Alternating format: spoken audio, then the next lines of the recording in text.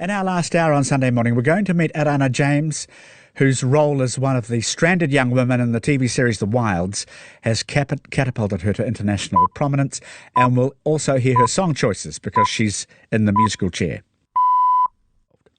Erana James, who plays a tomboy named Tony, comes from the north of New Zealand. She's Ngāti Whātua. Her big role was in the fantasy movie The Changeover.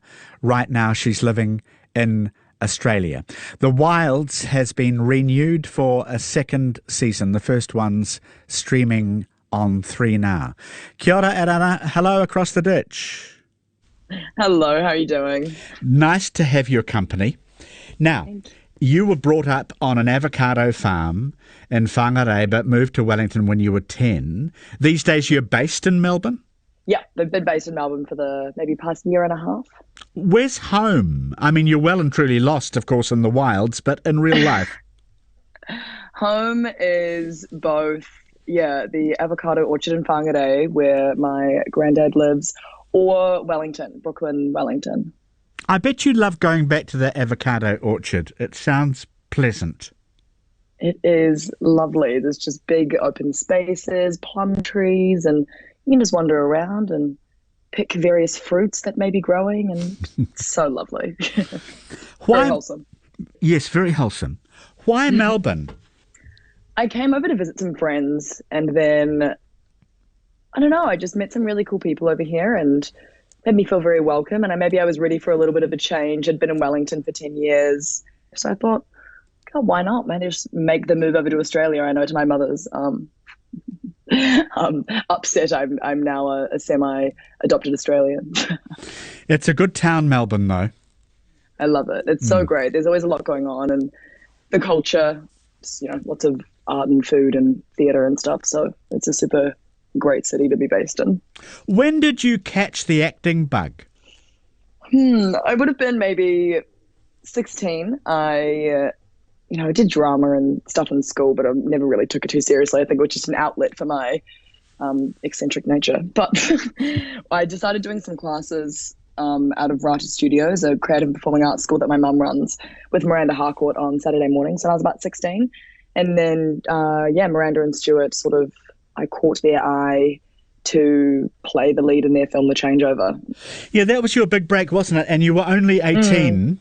Yes. And you're not much older now. Are you where you thought you would be in terms of your career trajectory? Is it going as you want? I did The Changeover and really enjoyed myself, and it was an incredible experience. And then I went on to university to study other things. So I never really saw my acting. I never saw a line. So I suppose anything that I'm sort of doing now within the industry feels like a massive win, because I'm not, disappointed because I didn't really set a goal for myself. But I'm quite happy. I think I'm, in the American industry, it never really felt like something that was going to ever be a reality to tap into. So it's super cool. Well, your involvement in the Wilds is being billed as your international breakout role, and that's what it is. And this must be doing all sorts of things for your career, because the notices regarding you personally and the series have been good. So can you feel things shifting for you? Maybe a little. There's just a lot more opportunity to connect with people. I get to speak to you today, so that's brilliant. Things like this that I didn't really think of as being a repercussion from the role, and whatever the opportunities are, whether they be internationally or, in New Zealand or in Australia. I haven't worked a lot here in Australia, but I do feel like there's maybe interest where there wasn't interest before, and that's very exciting. Yeah, there's a big buzz for the Wilds around the world. So you must get noticed on the street now. It's only happened maybe twice. It was, once in the cinema and once in the supermarket, and I was like, oh, it really makes your heart start beating a little faster and, it catches your breath a little bit, but only twice, and it was wonderful both times. Yes, well, there'll be many more times. Erana James is with us in the musical chair. Let's play the first of your songs before we get back and talk about the Wilds. Groove Armada at the River. What do you like about this? The song used to be on one of those compilation CDs. I think it was called Lazy Sunday. And Mum always used to put the CD on Sunday and would, clean or cook or whatever it was. And then I sort of refound it a couple of years ago, and I was like, this has a lovely nostalgic feel for it. So, yeah. Here it is. Groove Armada at the River and Erana James is in the musical chair. In the Wilds, the big TV series, and working on it was your first time on a big American project. Did filming the series here give you a bit of pride? Because it's your hood, really, Bethel's Beach. Yeah, absolutely. I mean, I got to... One, it was, quite comforting for me. It didn't feel, whilst arriving on set and seeing, the amount of trucks and people that were involved was definitely overwhelming. But then, there were a few people on the crew that I knew, and, everybody sounded like me, and I felt kind of like comforted by the fact that I was a Kiwi. Yeah. And then also I got to, show off all these beautiful parts of New Zealand and Auckland and, the coast to these, mainly the American girls who, were from big cities or maybe hadn't seen a lot of nature before. I know they all commented on the sky and the clouds and how they just don't have clouds in the States. So it was exciting for them. You play Tony Shalafo on the show, who, of course, is a fierce, strong-willed, feisty young woman who knows herself, isn't afraid to speak out. Or, as Variety magazine puts it, you're a basketball star with a bleak home life and a raging temper. Oh, wow. How do you get into a role like that? I was quite a hot-headed teenager, I think. I was, had my moments and my fits of fury. So I think it was sort of accessible. Like in a past life, I felt like I, had already felt that like fire in my belly that she does. But I think the biggest thing for Tony was sort of like learning that she just acts off emotional impulse like immediately, and there's not really any thought. It's just like, tear it apart or make it beautiful, whatever that emotion that she's following there is. So just not trying to think too much with her was my number one. Yeah, I shouldn't ask actors how they act, because I've read Gabriel Byrne's book and I know he says they often don't know, although... Yeah. I know I could explain my process and I'm like, what process can I think about? What did I do? There are perfidious corporate forces at work behind your stranding. We've seen Lost and we know about Survivor type environments. But at one level, you are just young teen women having to deal with all the emotional baggage any teenager would bring to a situation like this. I think that's why people like it so much. Yeah, I agree. It's, it's obviously the setting of the sort of Lost environment gives these women offers a situation in which they can sort of explore all the different things that they're going through in a pretty extreme way. But you're right, at the heart of it, it is just about the relationships that they make and sort of the things that each person's going through and how, those relationships that are formed help them through and, help them grow and sort of realize their strength in a way. Well, the RogerEbert.com review site, he's a well-known reviewer. He goes further. It says, at its heart, The Wilds is really about the many different ways that young women are underestimated, abused, commodified, and lied to in the 2020s. And I thought, you'd go along with that to a certain extent? I think I would definitely agree with that. It's so nice that on the island, it just feels like this male gaze has been sort of taken out of the equation and we get to just sort of exist as we are. And I suppose, as you said, not being continuously so underestimated. And we're just on our own doing all that we can do within the capacity of being young women. And I think that is the strength. Yeah, no, I found it interesting. I suppose you could argue that the male gaze is still being deployed when people watch the series, and that a bunch of young women on an island is also commodifying. But the biggest praise is that you're all authentic characters. It's kind of Lost meets Maze Runner meets all sorts of premises we're familiar with, but at the same time it's twisted nicely. Yeah, I agree. I think I like that. Obviously everybody on screen are playing young women, but I like that it's not just one idea of a young woman. It's like or just of a young person in general. There are so many different, ways in which people grow up and how that experience goes for them. And it's not just like no one hard and fast rule as to how to do it. And I feel like, the 9 women on the island really show that. Yeah, you found yourself in good company with them too. There's some Yeah, I have. is good acting on the wilds. Erana James is with us in the musical chair, and your second song, Lose Yourself to Dance. Why? Why this one? This was like a fun choice for me. This song just makes me, I can't not dance when I listen to it, and it just makes me smile every time I hear it. So I maybe hoped that somebody else might smile when they hear it. All right, let's listen to it.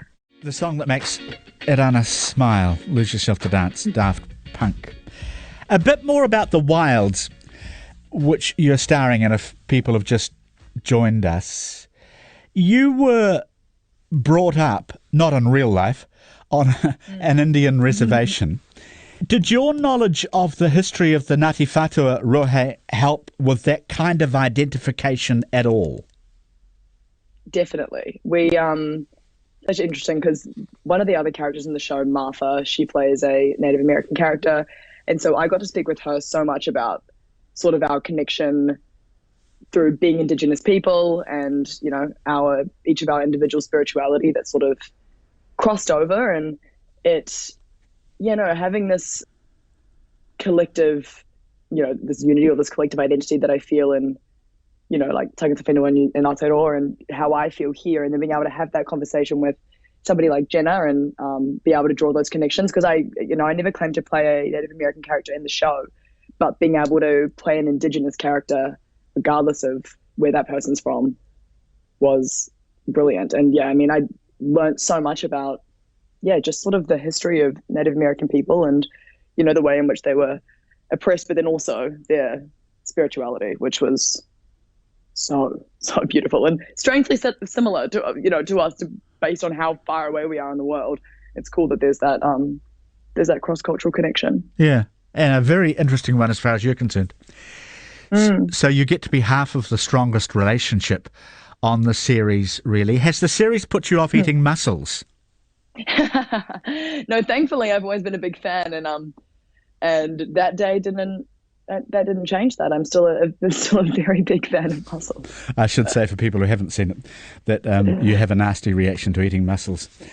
I do. Season 2 of The Wilds has been confirmed, so congratulations. When do you expect filming to take place, though? At some point in the near future, we imagine, and this year. It's so exciting. I can't wait to get back and get some more scripts and see the journey. And I'm sure everyone keeps asking me, you know, like, can you give me any spoilers? I'm like, I would if I could. I wouldn't, but I wish I had the ability to. Yes, I suppose people who haven't seen it yet are thinking, what's the series about? But the young woman is stranded on a beach, basically, and we soon enough realise that it's not a simple stranding, that there's stuff going on that they don't realise, yeah? That's essentially it. Yeah. Yeah, exactly right. All right, so it's going to feature the same New Zealand locations, Morawai, Bethel's Beach, places like that? Potentially not. I know that with the COVID situation and with hotel quarantine and, you know, how, you know, the MIQ spaces get a little booked up, I'm not sure how it's going to work, but yeah, potentially. There are some lost boys, just as young women are stranded on a deserted beach. I noticed some lost boys lurking out there who I'm assuming we may meet in series 2. Yes. Yeah, there are is it the Twilight of Eden, I believe is what they've named that social experiment. Yeah, I mean, I don't know if as a character us girls will be interacting with, you know, the male island or how the situation might go. But yeah, I think there's going to be a little bit of a compare and contrast situation happening for season 2. Oh, I think at some point you may be interacting with the male island. Yeah. Now, the natural progression for you would see you in Los Angeles next, or somewhere in the US, I suppose. Can you see yourself making that move, COVID permitting? I'm not sure. I think the job means that you have to move around such a lot. So I would want my base to be somewhere where my soul feels full. And whether that, you know, right now that's, you know, all my homes, Melbourne, Wellington, and my orchard. I think my heart wants to be in the southern hemisphere. It's nice to be where your soul feels full. I don't think you have to be based in LA going to auditions every, you know, second day anymore. Those days are probably, to an extent, a bit passé now, aren't they? I think so. And then also, you know, with COVID, everyone's learned to do things a lot, you know, very differently. So hopefully that'll just, that will continue. Looking back on that performance that you mentioned in the changeover, you worked with names like Timothy Spall, Melanie Linsky, Lucy Lawless, Dame Kate Harcourt on that production. And that actually must have been huge for a teenage actor who'd just finished high school. Massive. It was so huge. Yeah, I was like in term 3 of my final year at school and just flying down to Christchurch to work with some legends. Maybe at the time I didn't realize how lucky I was. I sort of just went into this experience with just an open mind and not, maybe not the biggest awareness, but yeah, reflecting what I learned on that role and, also from Miranda and Stuart is just, will stay with me forever. I feel very lucky, yeah. Do you learn as an actor mainly by watching? I know people in the industry are generous and they give tips and tricks, but is it mainly just rubbing shoulders and looking and learning? How does it advance you? I think, from my experience, as you said, people in the industry are so generous and, just, being given an opportunity or highlighted in a certain way or, somebody advocating for you to be in a room that you might not otherwise have been in. And I've been so lucky to have been advocated for numerous times. And, whether those people that got me into those rooms got me roles or not, it was just being able to meet the people that I've met I wouldn't have done without people sort of like believing in me, I suppose, if it doesn't sound too corny, and somebody seeing something in me and wanting to tell everybody else about it. Yeah. I think you've got your star on the door now. We'll be very interested to see what's going to happen. I can't believe in my research that I discovered that you are a big fan of Love Island. I would have thought you'd be islanded out. Oh, I know. Love Island is like this little dark, guilty pleasure of mine that that show makes me happy. It gives me drama. It gives me the tea. It fills me with a lot of happiness. And, you'd think I'd be islanded out, but these guys are on a very different island to what I was. So maybe it's kind of like a parallel universe. I can imagine myself in another world. I might have been there. Erana James has been in the musical chair. Hey, thank you for joining us. Your last piece of music you've chosen is A Forest by The Cure. Now, this is going back. I know. Again, my mum and my dad, I must have been like 11. And I started listening to like the Smiths and, the Clash and the Cure and stuff. And I thought I was a pretty cool little rocker chick. And then again, rediscovered the song and the love for it a couple years ago. And yeah, I play it in the kitchen and me and my dad will have a little dance while we're cooking dinner, and it makes me very happy. I'm pleased you've chosen. I haven't heard this for yonks. Yeah, it's brilliant. Nice to talk to you very much. And all the best for season 2 of The Wilds. Thanks for your time. Thank you, Jim. Lovely to chat with you.